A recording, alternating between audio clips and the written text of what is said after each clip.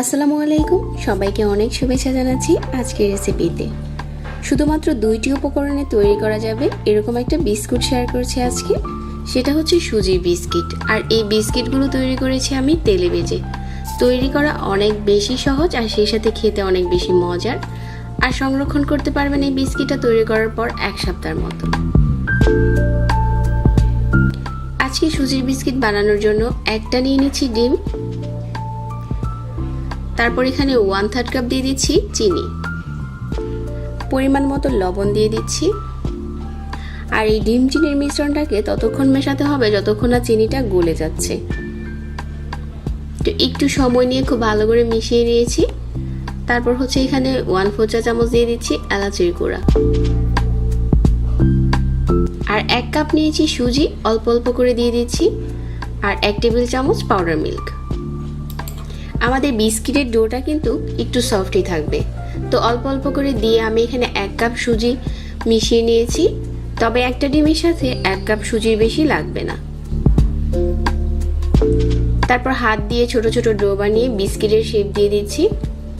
তো অবশ্যই এখানে হাত দিয়ে খুব ভালো করে চেপে চেপে বিস্কিটগুলো বানাতে হবে, তা না হলে তেলে ছাড়ার সময় বিস্কিটগুলো কিন্তু খুলে যেতে পারে। আর কেউ যদি চান এই বিস্কিটে নারকেল কোড়ানোটা ব্যবহার করতে পারবেন। নারকেল কোড়ানোটা দিলে এই বিস্কিটগুলো খেতে আরো বেশি ভালো লাগে। তারপর চুলা মিডিয়াম আঁচে তেল গরম করে নিয়েছি আর একটা একটা করে বিস্কিট এই তেলে দিয়ে দিচ্ছি। প্রথমে চুলার আঁচটাকে কমিয়ে বিস্কিটগুলো ভাজতে হবে, কারণ বিস্কিটগুলো আমরা একটু বড় করে তৈরি করেছি। যদি আঁচ কমিয়ে না ভাজি তাহলে দেখা যাবে উপরে খুব দ্রুত কালার চলে আসবে। এই জন্য অল্প আঁচে একটু সময় নিয়ে ভাজতে হবে, তাহলে উপরটা খুব সুন্দর করে ক্রিস্পি হয়ে যাবে। তো বেশ কিছুক্ষণ পরেই দেখা যাবে যে বিস্কিটগুলোর কালার চেঞ্জ হতে শুরু করেছে।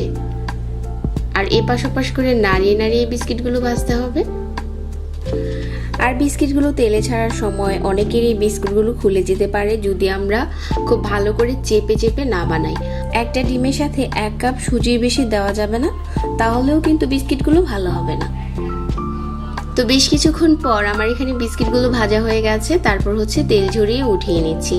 এই বিস্কিটগুলো তেল থেকে ওঠানোর পরে দেখতে অনেক বেশি সুন্দর লাগে, উপরটা খুব সুন্দর করে ভাজা হয়েছে। এখন এই বিস্কিটটাকে আমরা ঠান্ডা করে বক্সে ভরে সংরক্ষণ করতে পারবো 1 সপ্তাহের মতো। তবে এই বিস্কিটটা খেতে অনেক মজার। তো আশা করছি আজকের এই সিম্পল বিস্কিটের রেসিপিটাও ভালো লেগেছে। সবাইকে ধন্যবাদ জানাচ্ছি আর সেই সাথে বিদায় নিচ্ছি। আল্লাহ হাফেজ।